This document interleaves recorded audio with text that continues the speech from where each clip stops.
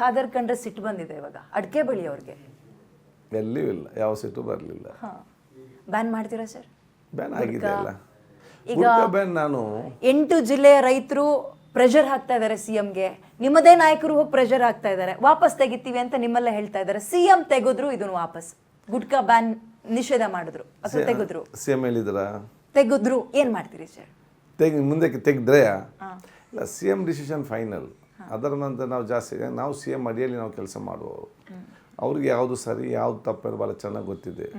CM ಮಾತೆ ನಮಗೆ fine, ಅದೇನು ಪ್ರಶ್ನೆ ಇಲ್ಲ. ಮುಂದೆ ಎರಡನೇದು, ನಾವು ಇವತ್ತು ಗುಡ್ಕಾ ಬ್ಯಾನ್ 2013 ನಾನೇ ಆಗಿತ್ತು, ಮತ್ತೆ ಕ್ಯಾನ್ಸಲ್ ಆಯ್ತು. ಇಲ್ಲ, ಕ್ಯಾನ್ಸಲ್ 13 ಮತ್ತೆ 14 ಒಂದ್ಸಲ ತಂದ್ರಿ ಸರ್, ಕ್ಯಾನ್ಸಲ್ ಆಗಲಿಲ್ಲ. ಇಂಪ್ಲಿಮೆಂಟ್ ಹೆಂಗಾಯ್ತು ಸರ್? ಆಯ್ತಲ್ಲ, ಬ್ಯಾಂಡ್. ಅವತ್ತು ಇದಕ್ಕಿಂತ ಜಾಸ್ತಿ ಸಮಸ್ಯೆ ಇತ್ತು, ಇದಕ್ಕಿಂತ ಜಾಸ್ತಿ ಪ್ರೆಷರ್ ಇತ್ತು. ಅದು ದೊಡ್ಡ ಚರ್ಚೆ ಆಯಿತು ಅಸೆಂಬ್ಲಿಯಲ್ಲಿ. ಆಗೆಲ್ಲ ಘಟಾನುಘಟಿಗಳಿದ್ರು, ಕುಮಾರಸ್ವಾಮಿ ಅವರು, ಸದಾನಂದ ಗೌಡರು, ಇವರೆಲ್ಲ, ಜಗದೀಶ್ ಶೆಟ್ಟರ್ ಅವರು, ಇವರೆಲ್ಲ ಕೂಡ ಭಾಳಷ್ಟು ಚರ್ಚೆ ಆಯಿತು ಅವಾಗ ಇದರಲ್ಲಿ 13-14ರಲ್ಲಿ. ಆಗ ಸಮರ್ಥ ಉತ್ತರ ಕೊಟ್ಟರು ಮುಖ್ಯಮಂತ್ರಿ, ಮತ್ತೆ ಎಲ್ಲರಿಗೂ ಬೆಂಬಲ ಕೊಟ್ಟರು, ಸರಿ ಅಂತ ಹೇಳಿದರು. ಅಡಿಕೆ ರೇಟ್ ಏನು ಡೌನ್ ಆಗಲಿಲ್ಲ. ಈ ಸಲ ಕೂಡ ಅಷ್ಟೇ. ಈಗ 70-80 ಸಾವಿರ ಇದೆ, 45-50 ಸಾವಿರಕ್ಕೆ ಬಂದಿದೆ ಅಂತಾರೆ. ಯಾರು ಹೇಳಿದ್ದು? ಕ್ಯಾಂಪ್ಕದವ್ರು ಹೇಳಿದ್ರ? ಅಡಿಕೆಗೆ ಸಂಬಂಧಪಟ್ಟಾಗೆ ದೊಡ್ಡ ಮಟ್ಟದ ಸೊಸೈಟಿ ಇರೋದು ಕ್ಯಾಂಪ್ಕವ್ರು. ಇದಕ್ಕೆ ಏನಾದರೂ ಹೆಚ್ಚು ಕಮ್ಮಿ ತೊಂದರೆ ಆಗುದಾದ್ರೆ ಕ್ಯಾಂಪ್ಕನವ್ರಿಗೆ ಮಾಹಿತಿ ಇರ್ತದೆ.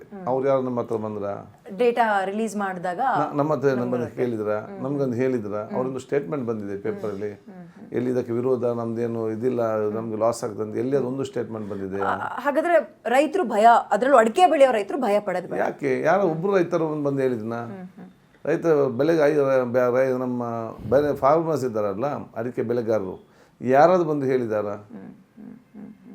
ಮಲೆನಾಡು ಭಾಗ, ತುಮಕೂರು ಭಾಗ, ಯಾರು ಬಂದು ಹೇಳಿದ್ದಾರೆ? ಅವರಿಗೆಲ್ಲ ಒಂದು ಆತಂಕ ಇದೆ ಸರ್, ಅದಕ್ಕೊಂದು ಕ್ಲಾರಿಫಿಕೇಶನ್ ಸಿಕ್ಬಿಟ್ಟು. ಅದೇ ನಾನು ಹೇಳಿದ್ದು, ರೈತರಿಗೆ ಯಾವುದೇ ತೊಂದರೆ ಆಗುದಿಲ್ಲ, ಅಡಿಕೆ ಬೆಳೆಗಾರರಿಗೆ ತೊಂದರೆ ಆಗುವಂಥ ಯಾವುದೇ ಕೆಲಸ ನಮ್ಮ ಸರ್ಕಾರ ಮಾಡುವುದಿಲ್ಲ.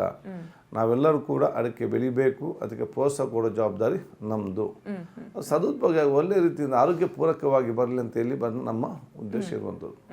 ಎಲ್ಲಿಯೂ ಕೂಡ ನಮಗೆ ಅಡಿಕೆ ಬೆಳೆಗಾರರು ಬಂದು ಅಥವಾ ಸಂಘದವರು ಬಂದು ನಮಗೆ ಇದರಿಂದ ತೊಂದರೆ ಆಗಿದೆ ಅಂತ ಯಾರೂ ಎಲ್ಲಿ ಕೂಡ ಹೇಳಿಲ್ಲ.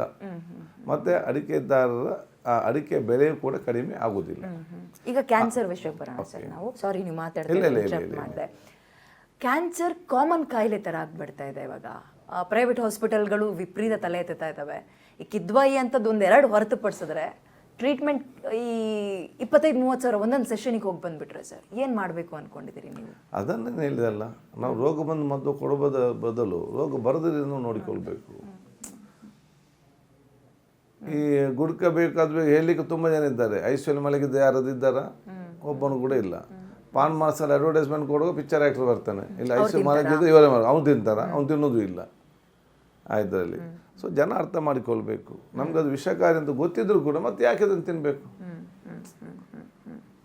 ಇದರಲ್ಲಿ? ಆಯ್ತು, ಅಭ್ಯಾಸ ಇರ್ತದನ್ನೆಲ್ಲ ಬಿಟ್ಟು ಬಿಡಬೇಕು.